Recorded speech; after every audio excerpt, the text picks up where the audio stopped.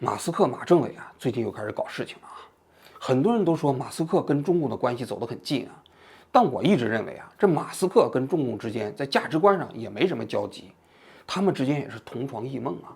所以你看，这特斯拉在中国也是隔三差五的开始搞事情啊。就在前2天，特斯拉上海超级工厂有3名工人向媒体披露啊，说他们最近1个月的工资突然涨了，而且呢，这个涨了，这个企业还没告诉他们，是突然一袭击。特斯拉的工资啊，由这个基本工资和奖金2部分组成啊。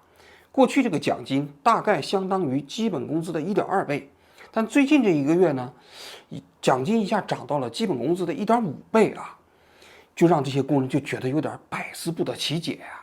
一般的这个企业涨工资都是企业提前通知员工，但特斯拉涨工资还不告诉这个员工，你想想这是不是有点蹊跷啊？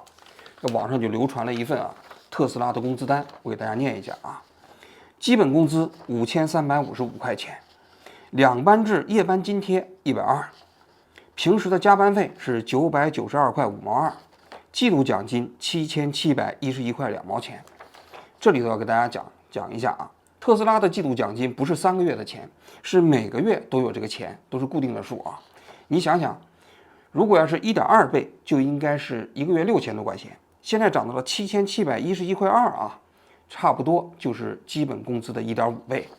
然后还有饭补，1个月260，这些东西林林总总加在一起啊，1个月税前工资是14442。要说这个数字不低了，1个月2000美元呢。网上也有人说啊，说特斯拉在全球一共6个超级工厂，上海的超级工厂产量最多，但工人的工资最低。比如说加州的工厂啊，他们的工人基本工资就4000美元，所以好像对这个也不以为然啊。但我觉得这个比较方法不对，因为加州超级工厂工人的工资对标的是美国其他工厂里面的工资，上海超级工厂工人的工资对标的是中国其他产业生产线上的工人工资，你不能用中国工厂工人的工资跟美国工厂工人工资的做比较嘛。所以啊，这个消息传到网上之后啊，网上很多人就说啊，这叫恶意涨薪，要警惕啊，这万恶的资本家在中国搞事情。我想大多数人这么说都是讽刺啊，因为中国最近经济形势不太好啊，很多企业都在减薪减员，但是在这种情况下，特斯拉呢却在给工人悄悄咪咪的加工资。那你想想，这不就是在恶意搞事情吗？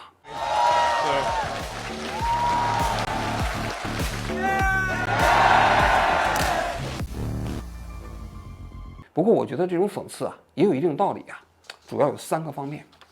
第一个方面呢，就是特斯拉你上海超级工厂有多少人呢？一共加起来2000人，你是把这2000人的工资涨起来了啊，但是中国汽车产业链上的工人有多少呢？有几百万呢。比亚迪一家工厂的工人就有66万，你把他们都给我涨起来，你能做得到吗？你做不到吧？你做不到，带来的后果是什么？就让其他工厂工人的心理变得不平衡了。据说啊，这特斯拉涨薪的新闻一出啊，这比亚迪南昌工厂的工人呢就出现了离职潮。比亚迪南昌工厂工人的工资1个月就4、5千块钱，如果加班少的人还只有2、3千。那你跟特斯拉这一比，那差别就大了，是吧？很快啊，这比亚迪就出来辟谣了，说我们南昌工厂的工人没有出现离职潮啊。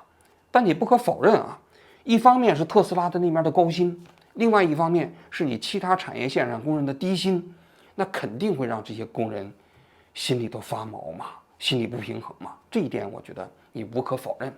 第二点，不利于青年创业。大家都知道，现在年轻人啊，这就业率这么低，失业率这么高，人民日报专门发文说要树立正确的就业观。什么意思啊？就是你这年轻人吃不了苦，都号召你们了，到农村广阔的天地里的大有作为，把自己所学的知识重新带回到农村去，是吧？建设新农村。意思是什么？意思是你们就不要讲条件，就到农村去吃苦去，对吧？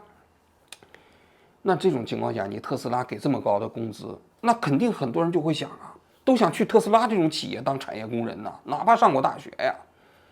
那对这个人民日报这种树立青年正确的就业观，那肯定就会产生一个非常不利的影响。它让青年觉得，好像去农村确实不太对，还不如去特斯拉这种工厂接受资本家的剥削和压迫。那你想想，这就对整个社会的社会风气也是不利的啊。这第二个方面，第三个方面，再进一步，它甚至有可能让人怀疑到社会主义制度的优越性。你想，特斯拉这种企业是什么？资本主义企业。马斯克是什么？资本家嘛。而中国呢，我们的企业那都是社会主义企业，哪怕是民营企业，它也在社会主义制度下归党管呢。按道理来讲，大家更应该想办法进入中国的企业。但你马斯克，你把工资搞这么高，很多人都打破脑袋想进你资本主义企业，大家就会怀疑了，说是不是这个资本主义搞好了比社会主义还好呢？那你对于你整个中国的这个制度建设、价值观、信仰都是一种动摇啊。所以你知道了吗？马斯克这种搞事情啊，他确确实实是恶意掌心，没有备案，没有经过中国共产党的批准，这种事情就有可能制造社会的不稳定。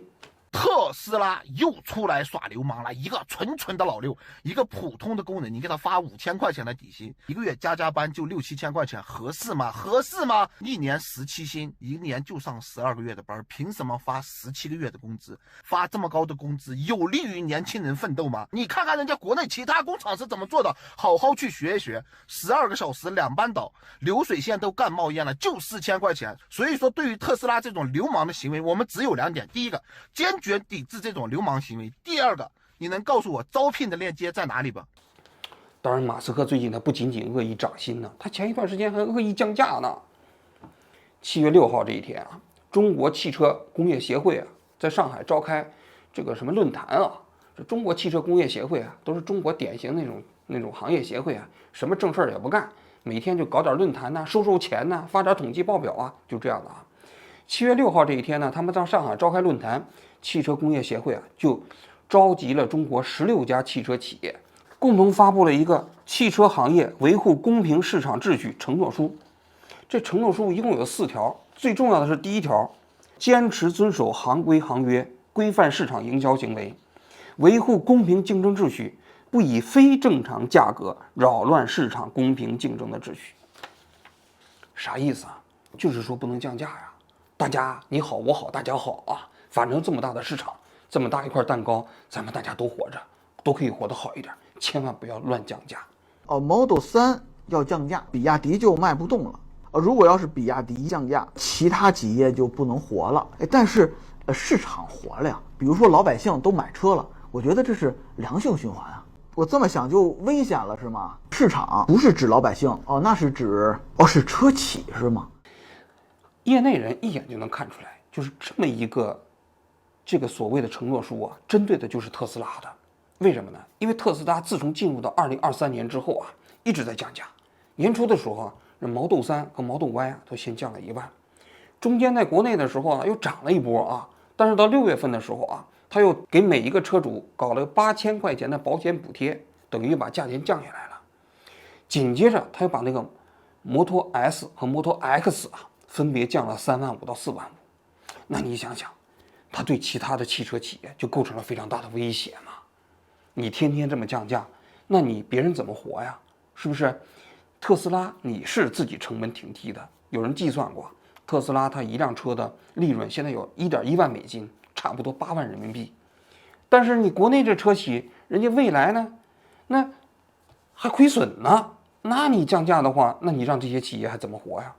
所以这中国汽车工业协会就攒在一起啊，就搞了一个承诺不降价这个承诺书。我问一下啊，那特斯拉在别的国家都降价了，就在中国不能降，为什么呀？因为别的国家没有什么自主车企，因为特斯拉有可能会让老百姓买到最先进的低价车，养成不好的消费习惯。你不买我不买，谁来支持我们的自主车企？但是啊，这个承诺书啊，只搞了2天，就被人认定这是违反反垄断法，把这个中国工业协会吓得不得了，赶紧又出了一个声明说：“哎，我作废了啊，作废了，是吧？请汽车行业这些所有的企业，你们都按照这个正常的价格行为去竞争啊。”因为中国的反垄断法的第13条规定，有竞争关系的企业是不能达成价格合谋的。你要是达成价格合谋的话，就属于操纵价格，就是属于违反垄断的这样的反垄断法的这么一个法律规定。所以你看到了吗？这个中国汽车工业协会啊，确确实实就是个法盲。认怂就认怂吧，但还要嘴硬。在声明中怎么表述的？有违反垄断法精神。当时签约的时候，你们的法务部门在哪里？怎么2天之后才意识到有违反垄断法精神呢？是真的2天之后你们才懂法呢，还是迫于舆论压力才删除相关描述呢？但事实上，它这个价格协议啊也没什么用。就在他们签署了这个承诺书的当天，马上就有2家车企啊同时降价，一个是马斯克的特斯拉，他们就推出来啊，就说如果你要是介绍一个新的车主来，那么就给老车主7000的积分，新车主呢，我马上给你降3500块钱，等于还是变相降价了嘛。因为你要买特斯拉的话，你想找一个人给你介绍，那还不是易如反掌嘛，对不对？紧接着一汽大众啊也降价了，他们把那个一个叫 ID.3的这样的一个车型啊，直接降了好像几万块钱。所以啊，事实上这种价格同盟啊，也是很难维系的，因为每个人都各怀鬼胎嘛。因为就是这么大一个市场，而且大家都知道，中国的电动车市场啊，现在正在是一个群雄逐鹿啊，占领市场的关键时期。哪一个企业会为这样的一个价格同盟认真执行呢？所以它其实本身也没有可执行性啊。汽车从某猫到某宝，现已迈入拼夕夕的消费模式，降价挡是挡不住的。我今天我想说的一个话题是什么呢？就是啊，过去中国制造在全世界啊之所以能够叫响啊，有一个这个无二的法宝，就是价格战。就中国的企业最不怕打价格战了。但是为什么在汽车行业啊，现在你看到了吗？过去最不怕打价格战的中国企业，反而会怕起了美国这么一家企业，特斯拉开始搞价格战了呢？我觉得这个问题啊特别有意思啊。首先我们得回顾一下中国的汽车行业啊，就中国的汽车行业过去啊闭门造车搞红旗轿车啊，实际上这个汽车工业就没有发展起来。改革开放之后呢，就跟其他的外企谈判，用市场来换技术啊。当时跟德国的大众啊、法国的雪铁龙，还包括日本的丰田啊、本田啊这些汽车来合作啊。最早引进的车型啊，都是人家淘汰的。比如说德国大众在中国生产的第一款车叫桑塔纳，大家都知道啊。桑塔纳当时德方啊建议啊，在中国卖8万块钱一辆，但据说最后定价定到了18万。然后还包括那个雪铁龙那个富康车，富康车其实在法国也是淘汰的，在中国也卖8到10万啊。那夏利就更不用说了，在日本完全是淘汰的生产线，在中国也卖6、7万。最后这些汽车啊，在中国都赚得盆满钵满。但是中国的汽车工业发展起来了吗？事实上也没有发展起来。那些合资企业天天就可以躺着赚钱。但是后来啊，中国开始出现了一批民营汽车企业。这些民营汽车企业既没有要这些国外汽车厂商的技术啊，也没有要国家的什么补贴，他们就在市场中间冲杀了出来。从此啊，中国的汽车的价格才会越来越低。最近几年呢，这个市场的江湖又变了，就是新能源汽车的崛起啊。中国算是反应快的，比亚迪啊，因为最早是做电池，然后呢又开始转型做新能源汽车啊。虽然它没有特斯拉那么快啊，但是中国有一批新能源汽车的企业是紧随特斯拉，比如说大家都非常熟悉的什么蔚来啊、小鹏啊、理想啊，也包括比亚迪啊。现在比亚迪的这个每年年产的新能源汽车的总数啊，已经占到了全球的第1名。从汽车的量的角度来讲，已经超过了特斯拉。而且呢，比亚迪啊，它每辆汽车的毛利率啊也有3万多块钱，净利润呢也有8000块钱啊。去年1年的净利润呢有146亿啊，而整个汽车的销售总额呢有4000多亿啊。所以现在中国的新能源汽车啊已经逐渐发展起来了。但是呢，特斯拉因为先走了一步啊，所以它的成本要比中国的这些新能源汽车要低得多。所以啊，特斯拉现在相对来说愿意打价格战。马斯克就说了，他可以以0成本销售汽车。为什么可以以0成本销售汽车呢？因为特斯拉将来不希望通过汽车的硬件来赚钱，而是希望通过它的 FSD， 也就是说辅助汽车驾驶系统和全自动汽车驾驶系统来赚钱。这2套系统呢，现在在大多数国家还没有批准啊。所以特斯拉的战略是，我可以在汽车驾驶系统这个软件还没有批准之前，尽可能以较低的利润率把更多的特斯拉的汽车卖出去。将来一旦批准，你现在的汽车车主你可以直接购买，我靠那个赚钱。但对于中国的这些汽车企业来说，你就很难了。所以中国这些汽车企业现在的毛利率包括净利率你跟特斯拉都完全没有办法相比。你比如说蔚来汽车吧，虽然毛利率也有6%点几，就是去年第4季度但是整车利润、整体销售的情况来讲，全年是亏损的。2022年这蔚来汽车一年亏损100多个亿比亚迪虽然说盈利了，但比亚迪146亿的盈利中间，其中有104亿来自于政府的补贴。如果要是没有政府补贴的话那比亚迪说句心里话，其实也是微利。那么在这种情况下，你会发现了吗？特斯拉不怕打价格战，而中国企业害怕打价格战。那接下来的问题是，那特斯拉为什么可以把成本做得这么低呢？我觉得这最重要的一点就是科学技术的创新。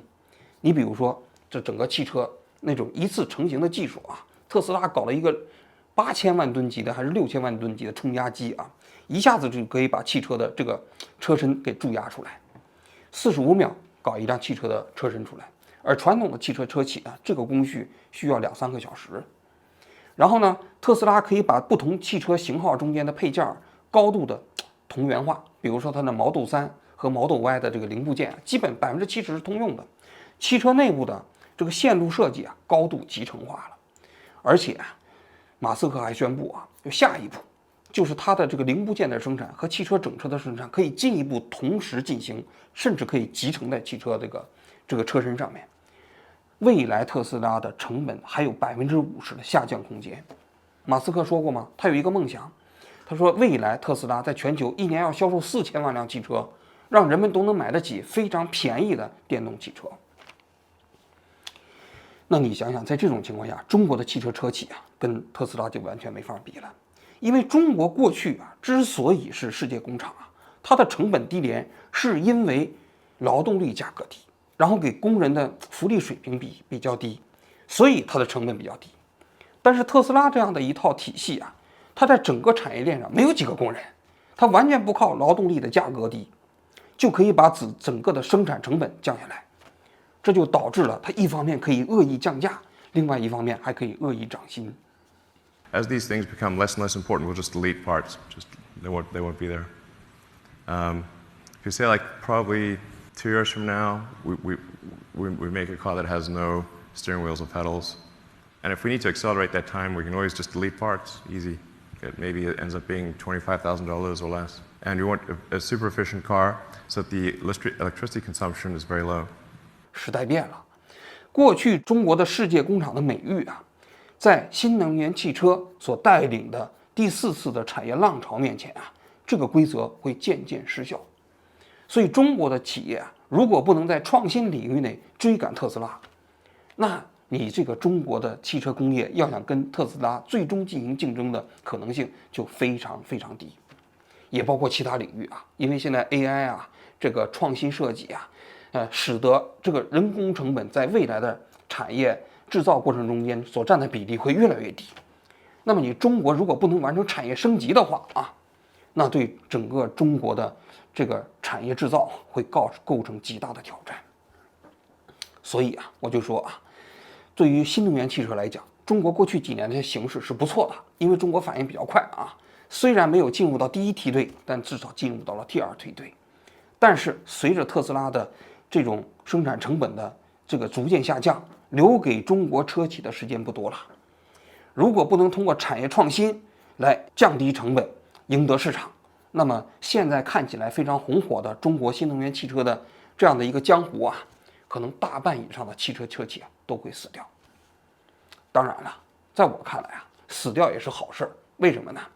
因为最终通过这种残酷竞争拼杀出来的企业才是真正市场中间能够存活下来的企业，他们才具有真正的竞争力。只有那样中国才有可能在新能源汽车这样的一个机会面前实现弯道超车真正诞生世界级的汽车企业。所以在我看来，特斯拉的恶意降价降得好，恶意涨薪也涨得好，他给中国的汽车企业树立了一个样板。如果你真的有创新力，你就给你自己的工人也恶意涨薪，你就让你的自己的汽车也恶意降价，跟特斯拉啊真正在同一个竞争层面上去竞争。如果在这个层面上打败特斯拉，或者能够跟它一争高低啊，那才是中国汽车产业真正的春天呐。好，我今天就讲到这里，谢谢大家。认怂就认怂吧，但还要嘴硬。在声明中怎么表述的？有违反垄断法精神。当时签约的时候，你们的法务部门在哪里？